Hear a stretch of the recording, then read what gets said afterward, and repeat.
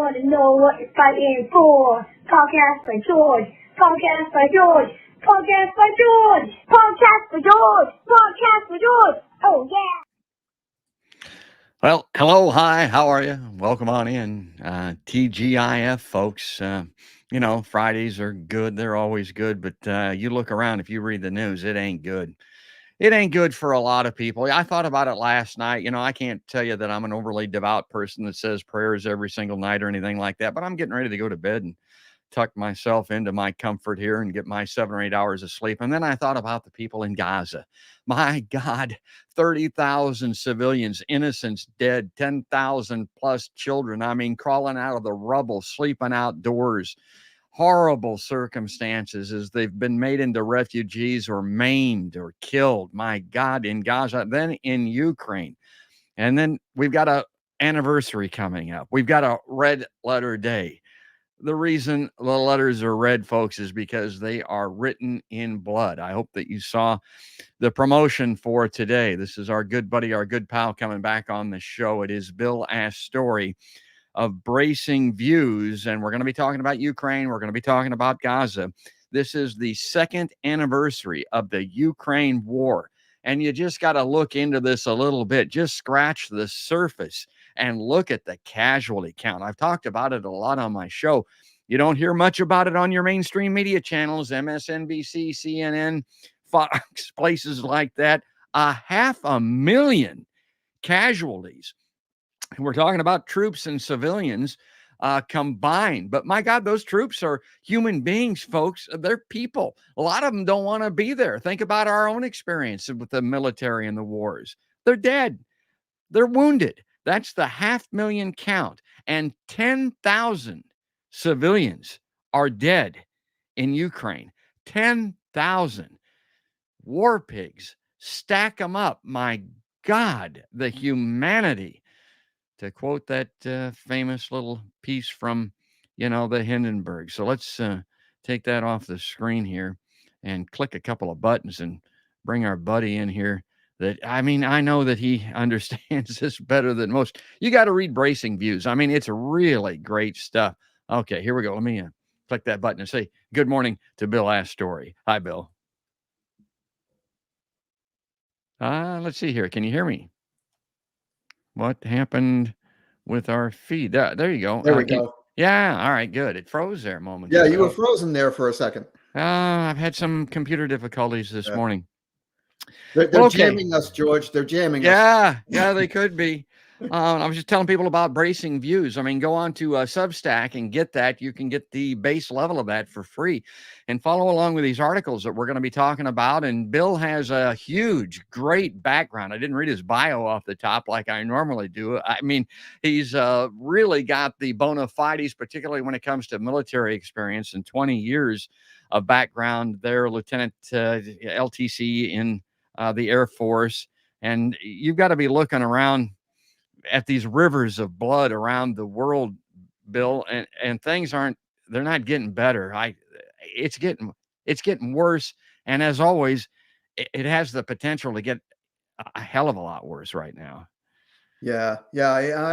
I spent, as you said, I spent my 20 years in the Air Force, and I was lucky. I got to teach military history for 6 years at the Air Force Academy, and we were hopeful. I remember remember those optimistic days when the Berlin Wall came down in 1989 and the Soviet Union collapsed in 1991, and we were talking about peace dividends.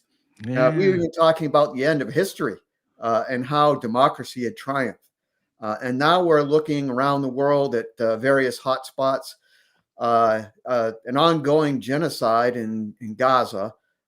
In Russia and Ukraine, we're entering into the third year of basically what looks like a World War I on the Western Front all over again, with a largely stalemated front. As you said, hundreds of thousands of troops on both sides killed, wounded, captured, missing, with really no end in sight. It's grim times. Well, and this is where mathematicians and numbers do us a disservice, because And I love the empirical part of math, and my wife was an engineer, and I mean, I get all of that, but we just kind of say thousands of deaths, of people being killed, 500,000 casualties. My God, I put in the promo, stack them up, folks. You could stack the bodies from here to the state line from where I'm speaking to you, and there would be plenty of room to go on with the people that have been killed over there. It is just beyond pale. Let me bring up Bill Substack here to get us going, because this is kind of a massive reveal on what's happening and us, meaning the U.S. His most recent posting here from just yesterday on Substack, Bracing Views. As long as it takes, the Russia-Ukraine war enters its third year with no end in sight. Yeah. My God, can't we get going on this thing? Russia launched its special military operation, quote unquote, against Ukraine February 24th, 2022. Russia and Ukraine had been feuding since 2014. Now, this highlighting is mine. This is key because, again, this is something that you're not hearing anywhere on mainstream media. This needs to be said every time we talk about this war and the duration of it and the conflict in Ukraine. They've been feuding since 2014, with the U.S. meddling in Ukraine exacerbating the tensions. NATO expansion to Russia and Ukraine's borders, along with its calls to incorporate Ukraine into NATO at some future date, also led to increased tensions with Russia. The result has been a costly and enduring war. Remember, no end in sight, in which Ukraine has lost roughly 20% of its territory. And FYI, I mean, this is kind of my opinion, but I think it's kind of fact. They ain't getting it back, folks. That was in the eastern part of the country. That's where Russia wanted to go in there and supposedly protect those people that were being persecuted by the government in Kiev, and the Azov battalions and then Nazis and all that kind of stuff. And they wanted to secure that pathway to the sea. Both sides have suffered high casualties. Yeah, we covered that, in horrendous conditions that recall the trench warfare of World War I. You know, Bill, you're a military historian. A lot of people don't know what you're talking about there, but that World War I conflict and this trench warfare, this is hand-to-hand stuff, blood and guts and bayonets. I mean, is that what we're talking about here? Yeah, I mean, to a certain extent. I mean, the biggest killer in World War I was artillery fire, right? Because when you think about it, with trench warfare, with static lines, you always have a target to shoot at. There's always troops on the other side that you can launch artillery shells against. And so what we have in Russia, Ukraine is sort of a mix of World War I with present day technology. So, the Russians and the Ukrainians are firing artillery shells against each other. Of course, the Russians have more artillery, so they have an advantage there. But they're also using modern technology like drones. So it's increasingly difficult for either side, to hide their tanks, their armored vehicles, their equipment, and so on. And so we have a mixture of the trench warfare of World War I, where you had, millions of casualties on the Western Front, with Germany fighting against the British and the French and so on. But now we're witnessing something like that with Russia and Ukraine. So, the lines haven't moved a lot in the last year or so, even as both sides, continue to fire all these artillery shells. Of course, Ukraine running low on artillery shells is what led us, United States, to decide to send cluster munitions to Ukraine, mainly because we had run out of the high explosive, the normal artillery shells. So we sent them the cluster munitions that have been banned by most countries around the world, because those cluster munitions, when they explode and they leave all this shrapnel behind, the bomblets, not all of them explode. And what happens is, you're in the future, that's the thing about a war like this. The war won't be over whenever it ends. Let's say the year, let's be optimistic and say 2025. All those bomblets and all those buried mines and all those unexploded artillery shells, they're going to haunt that area probably for the next century. And then, of course, we also sent the Ukrainians depleted uranium shells for Yes. their tanks. So you have an environment poisoned by cluster munitions and depleted uranium, and all of this, in the cause of so-called victory. Yeah, the cluster munitions will affect future generations, but that depleted uranium stuff, we're talking about millennia there. I mean, that stuff does not degrade. And if you don't think that what we're saying is true, ask today's children in Cambodia. They're still being blown up by these bombs and maybe the cluster munitions that were left behind by us. All right, I'm going to lead into this. Go ahead. No, you're right, George. I mean, they're still in fields in France and Belgium. They're still digging up and discarding shells from World War One, and every now and then you hear about somebody discovering an unexploded bomb in Germany, for example, from World War Two. I mean, wars aren't over when the peace treaties are signed. When you're using this number of shells and various other forms of lethal weaponry, this lives on and on for decades in the environment. Make an excellent point. And for my friends out there that are environmentalists, quote unquote, that are supporting these wars, think about what Bill is saying with this defiling of the earth for millennia when it comes to the uranium weapons that he's talking about, the depleted uranium. And I mean, you can't have it both ways. 800 military bases around the country, the largest industrial polluters on the planet. Are they necessary? Don't think so. What are they doing there? They're killing us in a lot of different ways, but from the environment right at the top. All right. At the moment, Russia appears to have the edge, Bill writes. Ukraine recently lost the city of Advika. However, manpower in Ukraine is stretched thin. Get this now. The average age of troops at the front for Ukraine is 43. Bill says, even as I've seen stories touting the recruitment of young women for the front, as well as 17-year-old teenagers. Artillery ammunition, what Bill was talking about, is in short supply. In short supply. I read that, Bill, and I think, the reason it's in short supply is because they're using it. We are prolific manufacturers and distributors of weapons of all kind, including artillery. They have exploded massive amounts of ordnance over there. That's what has resulted in this death over here. So, yeah, they're low right now. They're running out of certain types of munitions and that type of thing. But my God, we have given them $60 billion in weapons, munitions, and other military aid from the United States is currently frozen in Congress. That's what they want. That's a lot, folks. And it's a path to the path for military victory for Ukraine is unclear anywhere. There isn't anybody that can figure this out. The people that are providing these munitions to Ukraine, ask them how this is going to work, Bill. They'll scratch their head and they'll just say, we just got to keep doing it. They don't have a clear path. Right. No, that's why I used the title "As Long as It Takes." That was of course from Vice President Kamala Harris when she went to Munich in Biden's place. And the thing is that they never really define what it is. I mean, I guess what they're talking about is a complete military victory by Ukraine, in which all the Russian troops either withdraw or are forced out of the country through a military victory. I don't see that happening anytime soon, if at all.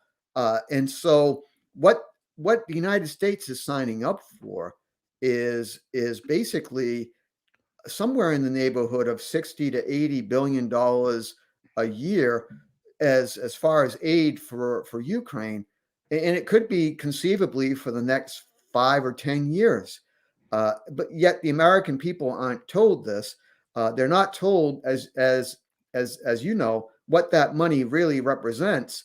I mean, we could solve homelessness in this country for the cost of the weapons that we want to send to Ukraine. And I think most Americans are much more concerned about the border crisis, homelessness, inflation, and so on. They're not really concerned about Russia invading Main Street USA anytime soon. Yeah, the Russians are coming. They've been coming since World War One that Bill was talking about. They haven't gotten here yet. They ain't coming. I don't think it's happening, folks. And yet our entire country, our political system, our news, our media, everything, it's all geared around Russia phobia, the fear that the Russians are coming. The Russians have plenty. They're doing well right where they're at. They like where they're at. They like what they had in Ukraine, obviously. That's why they went back there and got it. But they're not coming over here. And I want to bring this up on screen because I'm encouraging people, Bill, to, make comments and ask questions during the show. This is from Desert Manis. The big problem is that weapons manufacturing and contractors have become such profitable businesses. And Brad Wolf with the Merchants of Death War Crimes Tribunal is on my show all the time talking about how local communities everywhere around the country are tied into the military-industrial complex. You may not know it, citizen, but your city, your town has business with the military-industrial complex. It is everywhere. And here's the thing that I bring up on the show that a lot of people don't talk about, Bill. For people that are wanting to retire, that are being encouraged to invest in 401k, some of the highest dividend, most profitable stocks in portfolios and 401ks from people that don't even look at this kind of stuff. I mean, they don't even know what they're investing in, but it's these damned merchants of death. It is a pathway to retirement in America. Yeah. Yeah, the United States accounts for roughly 40% of the world's trade in arms. We're the old merchants of death theme, as you know, dates back from the 1930s and the Nye Commission in the Senate, where Americans back then were actually ashamed of the arms trade and attacked European countries like Krupp and Vickers, for profiting from World War One. Now we're profiting, but with no shame. And I just want to go back to what you said briefly about Russia. We are the ones who invaded Russia in World War One. People forget that the Bolshevik Revolution, American troops were sent to Russia 1918, 1919. To intervene against the communists in that civil war that was going on. The Russians have a long memory. They remember the American intervention back then, whereas all we got from Russia was Alaska, and that was a pretty good deal. So again, I don't see, other than of course the obvious threat of a nuclear war, which is not something to dismiss lightly. Russia doesn't have any designs on us. Let me bring this up on screen. I want to get rolling here because we run out of time so quickly on the show. This is, again, about that earlier piece that we had from Bill about this plan to expand the draft. And one of the reasons I included this, look at that photo. Look at those people and look at those guys in the hallway that are being expanded. Look at that guy in the foreground. Hell, he's as old as I am, Bill. And you mentioned that they're conscripting some young women and 17-year-old young men to this type of thing. But that's a hallway full of old guys. That shows you how depleted their forces have become. How much, then depleted is not a good word to use. How much killing, death, destruction. How many people have been blown apart, for God's sake, dying, crying for their mama in the dirt. I don't know how else to tell it to people, but you got to understand what we're talking about here. 500,000 casualties in Ukraine. Let me bring this up on screen very quickly. The top 10 countries' commitments of military aid to Ukraine since the Russian full-scale invasion. Now, this is from CNN Politics, and I don't know how accurate these numbers are, but $43.4 billion currently from the United States. And how much is $1 billion? Well, you took a $100 bill and you put them end to end from here where I'm speaking in the heartland. They go to Missouri, not quite to Kansas City. That's the kind of money that we're talking about. And you can't even get a visual on the amount of money. Now, this is this thing that Bill was talking about with Kamala Harris. Nevertheless, the Biden-Harris administration is fully behind the Ukraine war effort. I take the title of this article, from Vice President Kamala Harris. The title of the article is not when is enough enough? It's what is it? Help me out here, Bill. Yeah, no, it's as long as it takes. It's as long as it takes. Yeah, there we go. In a recent vow that the U.S. will support Ukraine for, there it goes, as long as it takes. The word "it" apparently refers to a complete victory by Ukraine over Russia by force of arms, the expulsion of withdrawal of all Russian troops from Ukrainian territory. All right, I think Bill would probably like to be known mostly as a truth teller and a purveyor of peace, but I rely on him for a lot of this military information. As somebody that studied military history, been a military strategist, your background, when somebody says, as long as it takes, what the hell? That's not a strategy. That's not something you go to war with. That's not something you continue a war with, I wouldn't think, Bill. No. And I think expressions like that are really, well, there's a couple of audiences involved, right? That message is supposed to show our resolve to Vladimir Putin and the Russians that that we're going to continue to support Ukraine. But a big part of it, I think, is also for the domestic political audience. And so, basically what Biden and Harris are trying to do is show strength or their version of strength, which is basically supporting what I see as an unwinnable, almost unwinnable war by Ukraine. Given the forces involved, I think it's unlikely that we're going to see any decisive counteroffensive by Ukraine. We were supposed to see one last year, and that Ukrainian counteroffensive failed. It's unlikely that it will happen this year. So the experts are already, the American experts are already hedging their bets and saying, well, maybe in 2025. So in other words, they're saying, well, we're going to have at least another year of a long, frustrating, and costly war with the Russians having the upper hand as far as the firepower is concerned. And one thing that disturbs me is the obvious point is you never hear anything about negotiation or diplomacy. Yeah. Apparently, we just can't talk to Putin because we dismiss him. We dismiss him as the next Hitler. Now you have President Biden calling him an SOB, that kind of thing. I saw that. It's completely counterproductive, and it's foolish. Well, here's some people that have an understanding of military and the current military might of the nations around the world and the geopolitical sphere that we live on.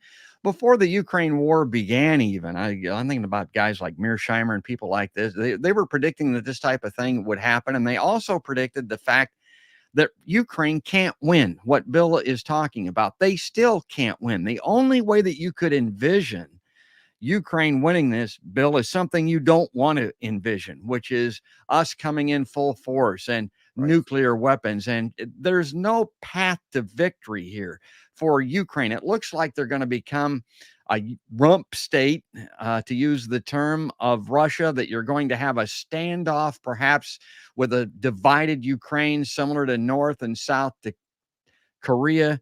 There's no win here. Would you agree with that? I think so. I mean, you never know with wars, but right now, I mean, just looking at it from a balance of forces perspective, again, the path to victory for Ukraine. When you hear, I read a lot of the American so-called experts on this, and last year they were very optimistic, right? They were telling us that Ukraine with its new weapons, and there's always a mention of wonder weapons. So, Germany was sending Leopard tanks, and Britain was sending Challenger tanks, and we were sending Abrams tanks, and now they're talking about F-16s and long-range missiles and so on. Well, there was this idea that Ukraine was going to seize the upper hand, launch a decisive counteroffensive, and Russia was going to be in serious trouble, and that simply hasn't happened. So what I'm reading now is basically, the experts who were bullish on a Ukrainian victory are now saying, no, we don't see a clear path, but we're we're not saying it's doom and gloom yet. There's still a little bit of hope out there. And so I read that and I say, well, what you're saying is that the situation is dire for Ukraine. They're simply, they're running out of men, which is why you're seeing the article that you posted where young teenagers are being drafted now, men into their 50s and even like you said, our age, which I hate to think about given my morning aches and pains. It's like you after a hockey match.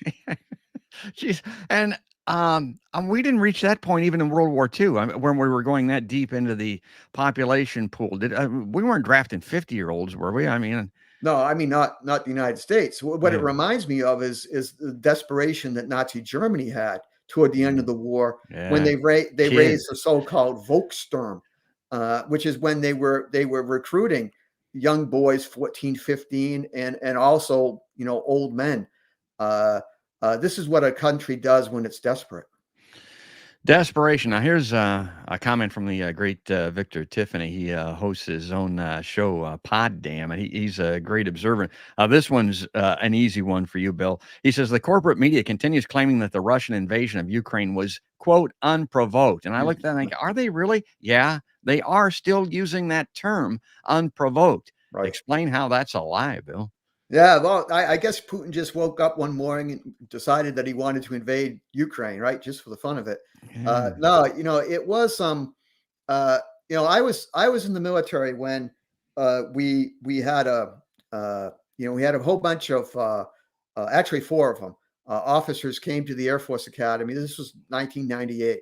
We were talking about the expansion of NATO, and basically even the 3 out of the 4 generals who were involved as former supreme commanders of NATO or deputies said, we need to be very careful with NATO expansion because that would likely provoke Russia.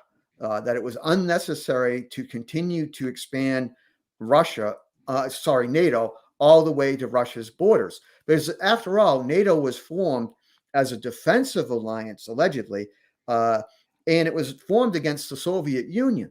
So with the collapse of the Soviet Union, why do you even really need a NATO to begin with? But as everyone knows, NATO expanded all the way to Russia's borders.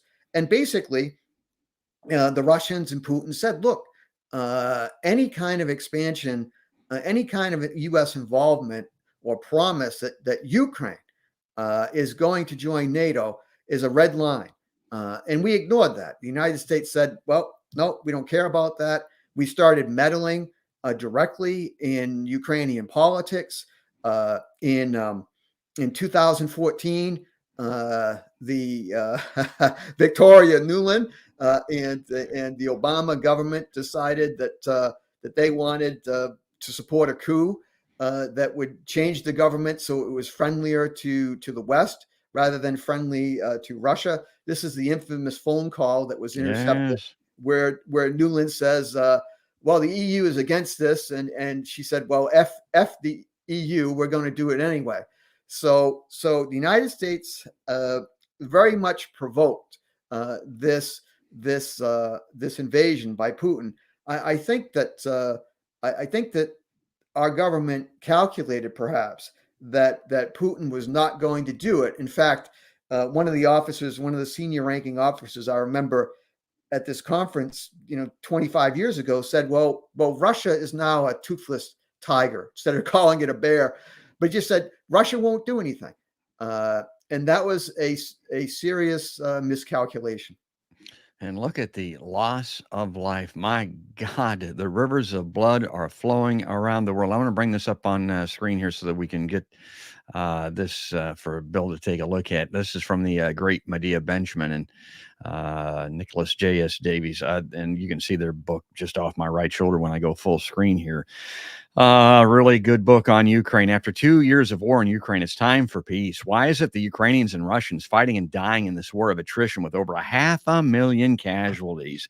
It is the United States, with some of its Western allies, that has stood in the way of peace talks. that posting from Victor about how so many of the people in the United States don't, and the media in particular, don't seem to understand the provocation here. Now, provocation and justification are two different things. You hear me talk about that on the show all the time. Was Russia provoked? Yes. Was it justified to go in there and slaughter Ukrainians? And no, hell no. War's never justifiable on either side. The mass slaughter on both sides in this long battle was a measure of the strategic value on the city to both, but it's also emblematic of the shocking human cost of the war, which has degenerated into a brutal and bloody war of attrition along a near static front line. Neither side made significant territorial gains in the entire 2023 year of fighting. That's important to realize here as we get up on this second year anniversary tomorrow, entering the third year. And nothing changed but people dying in 2023.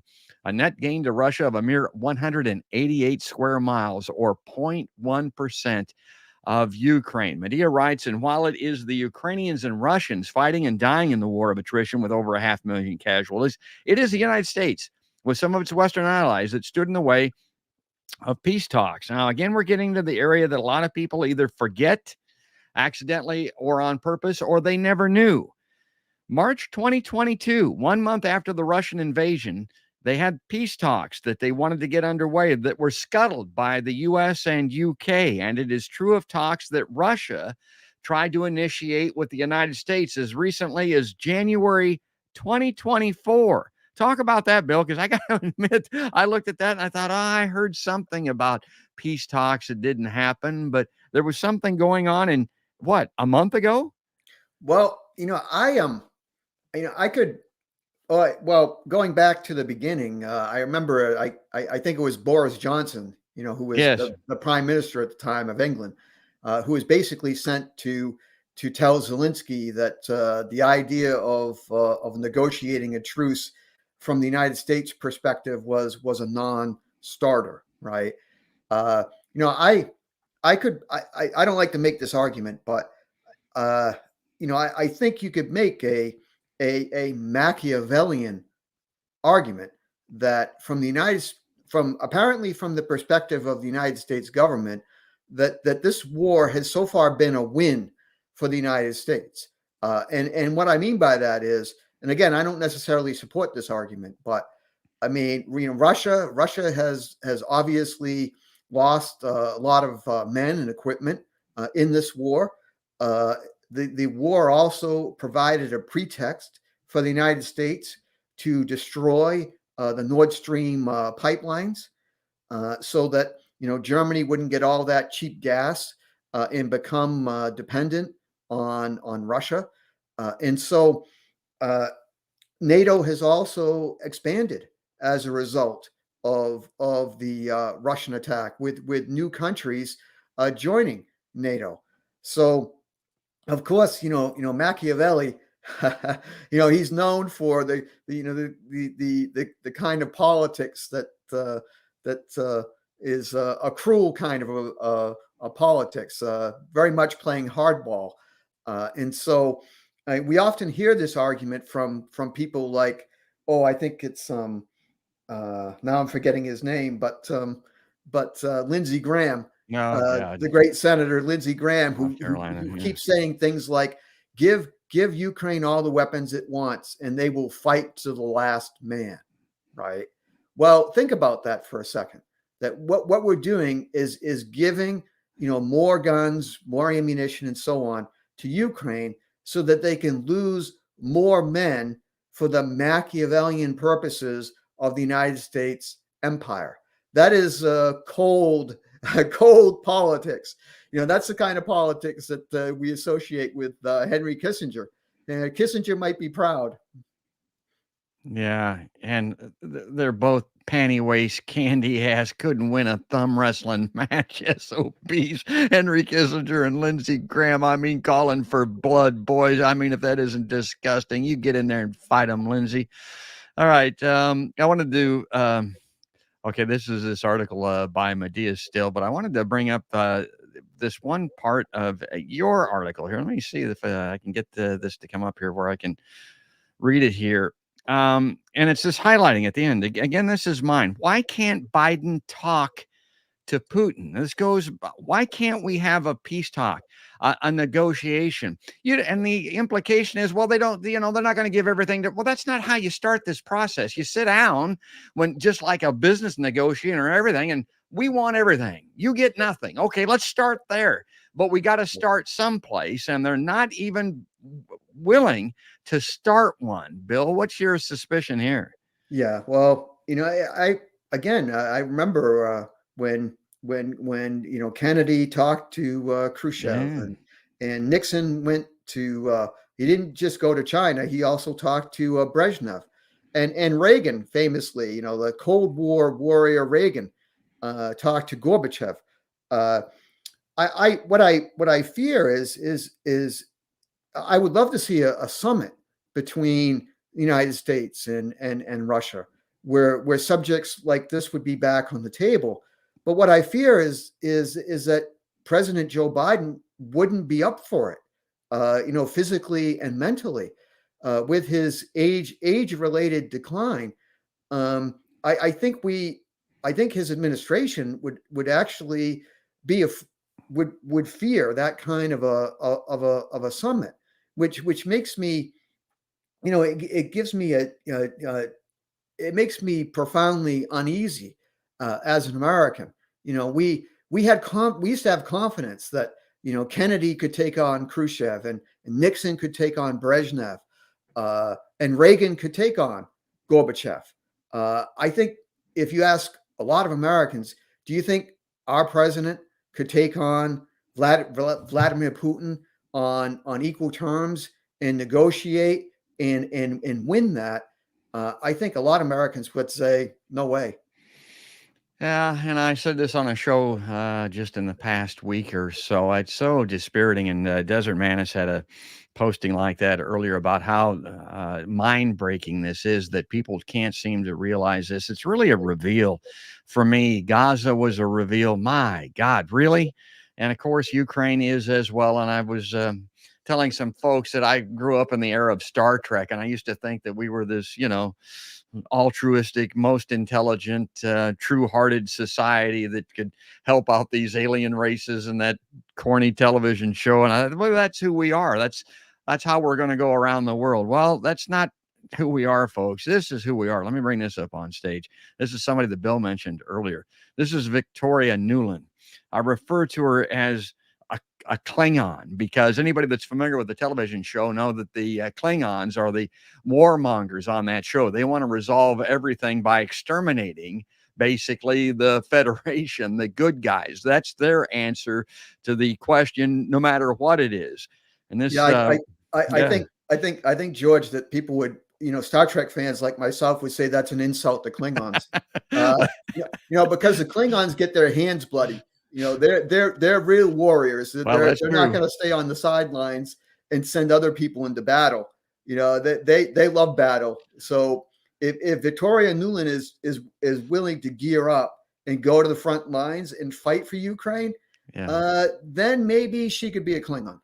Yeah, and she was intrinsic in all of this, because Bill mentioned her role in the 2014 restructuring of Ukraine, and the fact that they were all about the coup. And I think Z, as they called him, also in that phone call or series of phone calls, that was their guy, was the terminology that they used. He was handpicked. Now, this is from the CSIS. This is one of these right-wing warmongering think tanks, but this is her. This is a transcript of what Victoria Nuland had to say. So this is Victoria, the Klingon talking here. She says, the U.S. rallied the world to Ukraine's defense in those early hours, days, and weeks, and we've kept that global coalition of more than 50 nations united for these 2 years, standing strongly with Ukraine. To date, as you know, the U.S. has provided $75 billion in security, economic, and humanitarian assistance, another $60 billion hamstrung, hung up in Congress that Bill highlighted. Europe and our global partners have provided even more, $107 billion, in addition to hosting 4.5 million Ukrainian refugees, and countries across Europe and the EU has just pledged an additional $54 billion for Ukraine. Now, you're not going to see any casualty counts here when she's talking. She's not talking about dead people. She's talking about dollars. Today, she says, NATO is stronger, larger, and better resourced. Finland has joined our defensive alliance and will welcome Sweden very soon. Uh-oh. Remember what Bill said about Putin and his observations about the expansion of NATO? Yeah, Russia is globally isolated.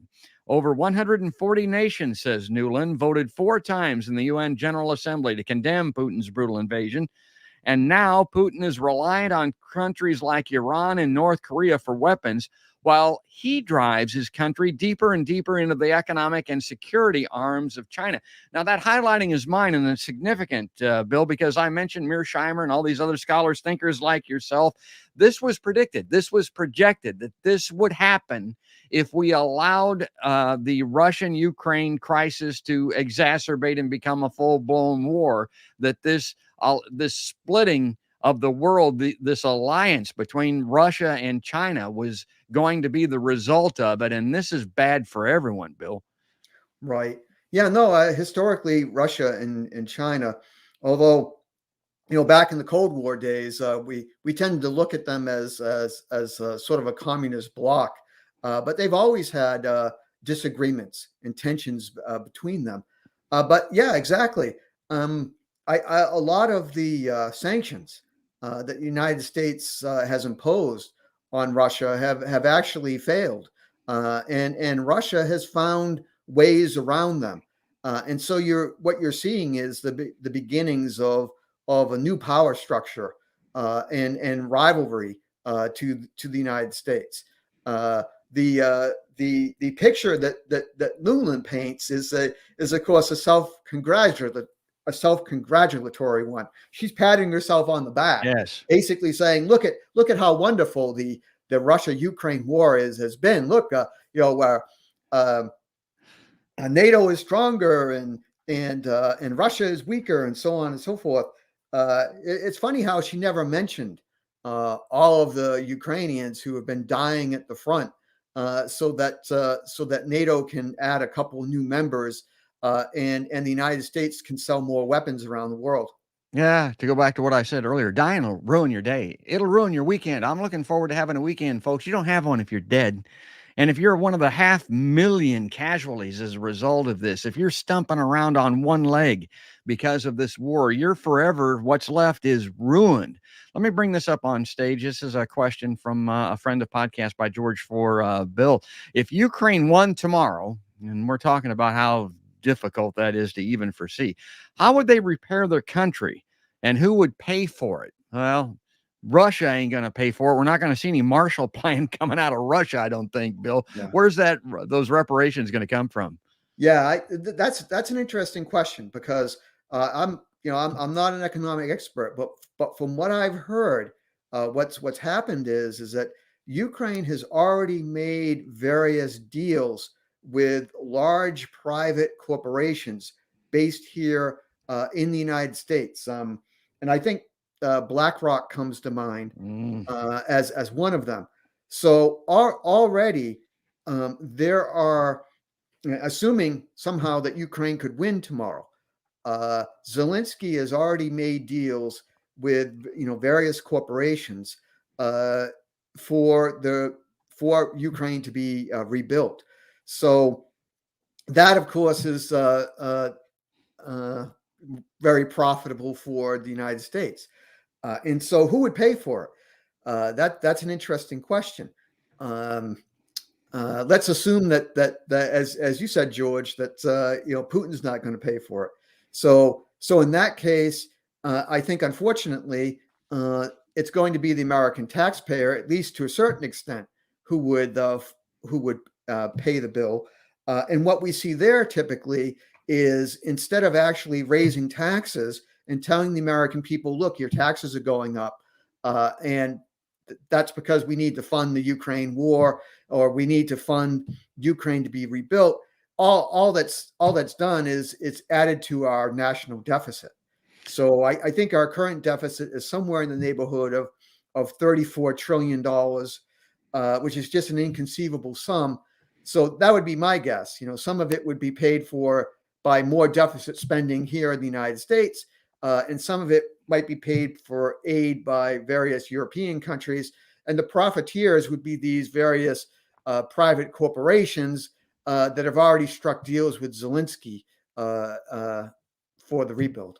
And of course, there's the question again, but the premise of this is if Ukraine won tomorrow that Matt Grunwald is posing. And my point is, it ain't likely. Matter of fact, that might be one of the least likely scenarios. One of the most likely scenarios is this rump state situation that I mentioned, this divided country, this North and South Korea. Then who pays for that? We still are. I mean, that's still who is paying for this. And Bill goes through these appropriations and defense spending and all this type of thing. And can you say North and South Korea? I mean, that is what we're talking about here. Let me go back to the Klingon here. I want to get her last comments on screen very quickly. Global sanctions, the oil price cap, the export controls that we've put in place have weakened Russia's war machine. And these restrictions will get significantly higher in the coming days as we and our partners announce massive new sanctions package. I've heard a lot about this, designed, among other things, to strangle Russia's effort at sanctions evasion. So if they try to get around the sanctions, boy, these sanctions on top of sanctions are really going to sanction the shit out of them, Bill. And I'm like, I don't know that these sanctions, they probably have had some impact on Russia, but they certainly have not stopped 500,000 casualties from occurring. Well, as Matt Ho likes to point out, economic sanctions are, it's a euphemism, right? It's like they don't sound that bad. We're just going to sanction them. We're going to sanction some oligarchs, no harm done. But sanctions are a form of economic warfare.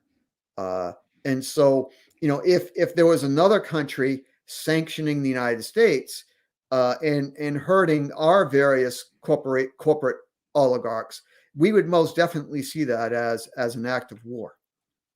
All right, I got another question here that I want to bring. Well, a comment actually from the great Mary Knox, another huge friend of Podcast by George. She's really insightful, and here's some insight. She says, as far as global relations and alliances, China acts as the adult in the room in comparison to the U.S. to NATO allies. I mean, that's a very simplistic way of looking at it, but this is pretty simple. I got to agree. And I think about that Road and Belt Initiative and what they're doing around the world and the alliances and friendships that they're building while we blow the shit out of things and do our warmongering and run around like a chimpanzee pounding on a rock with a stick.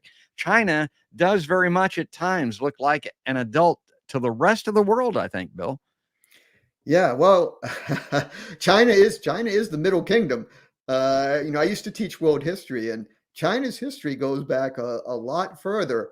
They have been more civilized for a much longer period than we have in the West. I think China sees the wisdom of growing economically and largely peacefully. As compared to the United States initiative. I mean, as we all know, the United States is an empire. We have that global network of bases. We have a military budget that approaches $1 trillion a year. That represents more than roughly half of the federal discretionary budget. I mean, we just spend an enormous amount on our military, and we don't really get our money's worth, so to speak. I think China has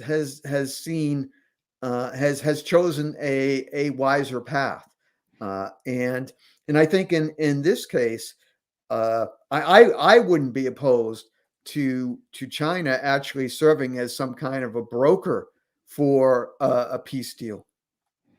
Thank God. Think of what the political fallout of something like that would be if either side supported it. And it brings me to this, and because Bill referenced this earlier, President Biden calls Putin a crazy SOB. This is okay.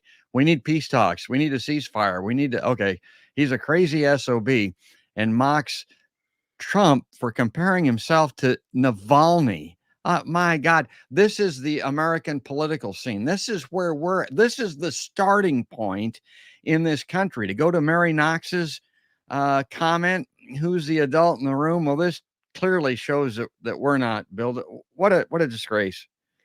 Yeah, I'm not a Vladimir Putin admirer.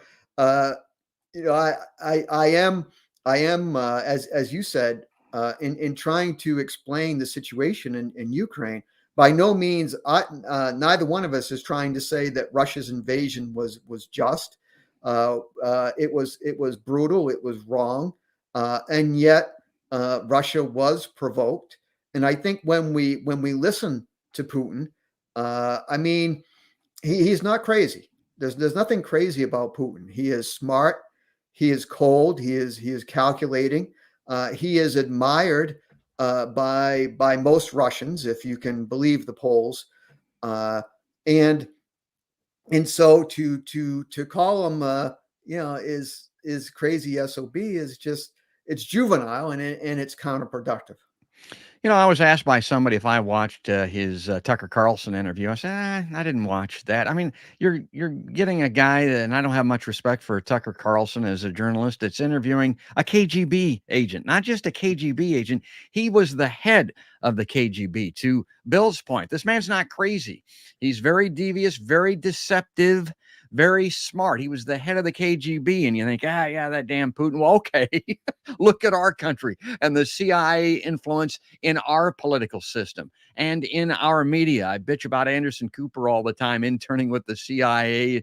Tucker Carlson was accused of being CIA influenced by Putin himself. And of course, you go back to George Bush, the first president of the United States, former head of the CIA. So, a lot of ways what you're hearing and what you're seeing in the media when they're referencing and citing these two sides, you're seeing KGB and you're seeing in this country CIA. Don't believe either one of them. I've got that Mike Pompeo clip that I play all the time. I just played it on my last show. We cheat. Yeah. Yes, exactly. I've got that. I mean, there's no doubt whatsoever. It's not very long. You almost can't play the thing too much. Let me see if I can find it here. Yeah, go ahead, Bill, and I'll play that. When one of the reasons why the Washington establishment hates Trump is because you may recall that interview where they were talking to Trump. I think he was president at the time, where they were talking about, Russia having killers and so forth. And Trump's like, what? You don't think the United States has killers? You don't think we have CIA? You don't think we are tough and do nasty things on the international scene? And see, that's why a lot of people don't like Trump, because every now and then he blurts out the truth. That it's not like the United States is always the good guys. We have our own escapades, let's say, that we want to keep hidden, which is why Julian Assange is rotting in prison in Britain, because he had the moxie, he had the temerity to show some of the dark side of the American empire, and you're not supposed to do that. Yeah, as a matter of fact, this Pompeo clip, that's how I was showing it, was on my show on Assange, and the perspective was, this is the guy on one side that wants to, that charged Assange, got him in prison there in Belmarsh, and now it's that same lineage in our government that wants to extradite him and bring him back to the United States, and they're making their pleas, their cases in front of this judge. And you got Assange and WikiLeaks and his defenders on one side. Now, you may not like what Assange revealed. I don't know why you wouldn't, because it was the truth. It was all the truth. It was kind of bolt dumped at times, but my God, there is nothing false or untrue about anything that side has done. Then you've got our government and Mike Pompeo, the former head of the CIA. And here's the clip. This is it. Watch this. I mean, you can't see this enough, and apply this to all circumstances. This is us, meaning us, U.S. When I was a cadet, what's the cadet motto at West Point? You will not lie, cheat, or steal, or tolerate those who do. I was the CIA director. We lied, we cheated, we stole. It was like, we had entire training courses. It reminds you of the glory of the American experiment. What it reminds me of is Mike Pompeo, a presidential candidate there for a little while, we thought, here in the state of Iowa. This pantload is on stage in front of adoring fans that are laughing and clapping about this. And this is one of those major reveals where, in that scenario, in that circumstance, when he's in the warm embrace of people that really like him, my God, I don't know why. He does what Trump does, what Bill was talking about. He reveals things accidentally. That's a major reveal, Bill.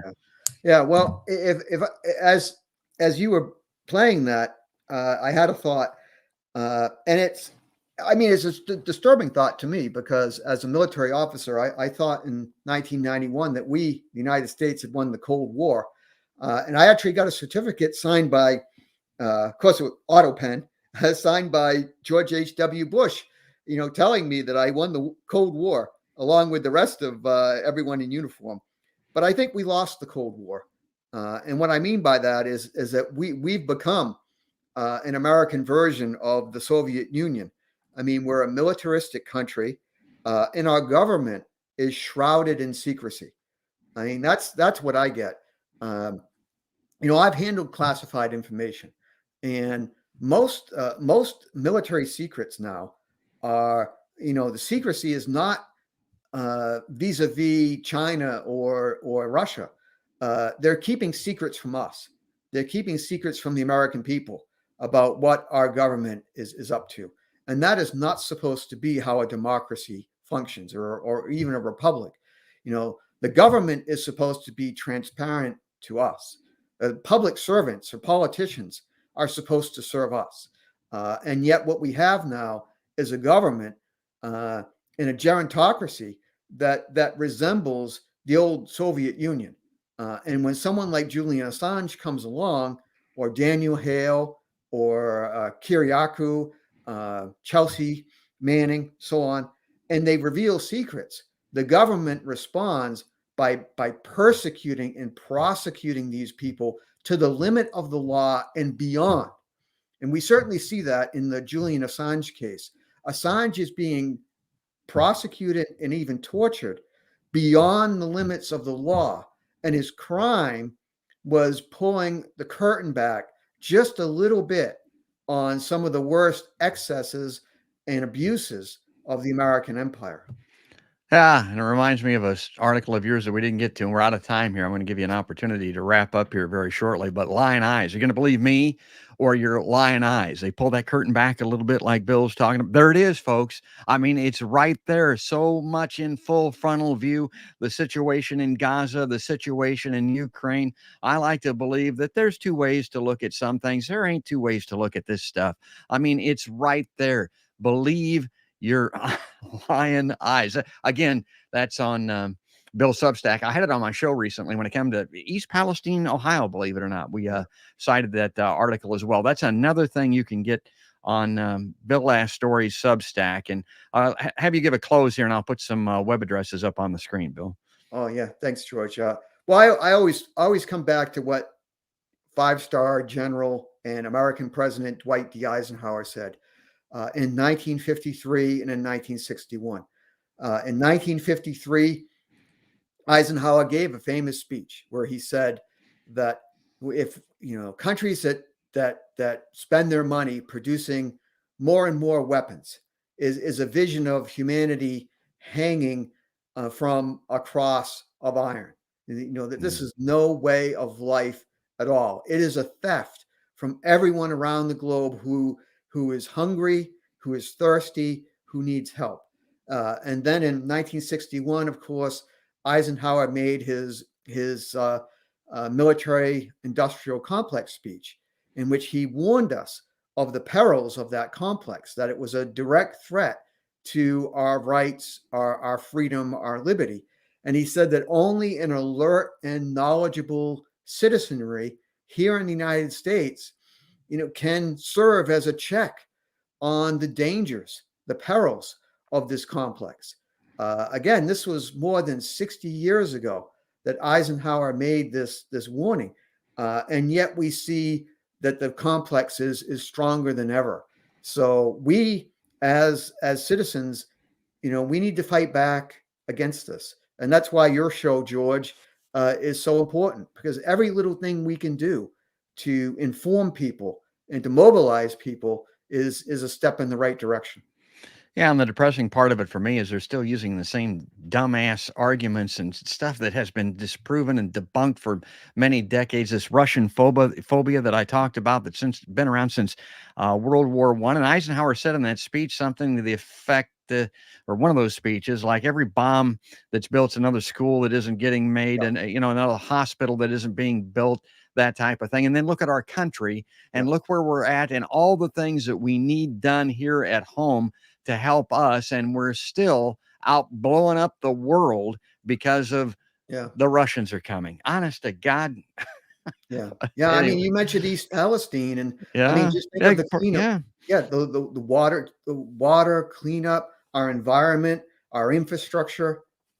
Yeah, can't get to it. Can't prioritize it. They can't find the money. That's the other thing. Oh, where's the money going to come from? Oh my God! Think about the money that we're always money for war. Yeah, that's right, pal.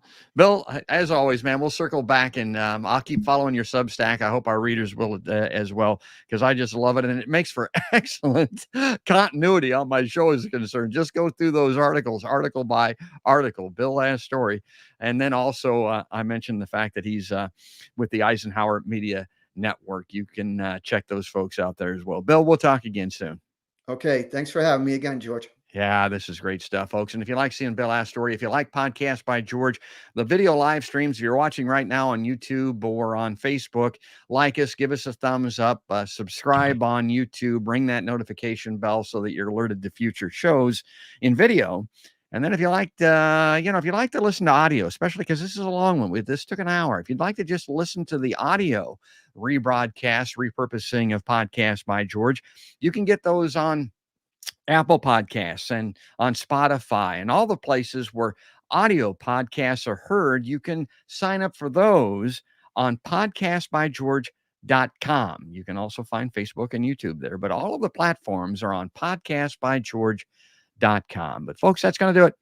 That's going to wrap it up. That's all there is, and there ain't no more. That's another podcast by George.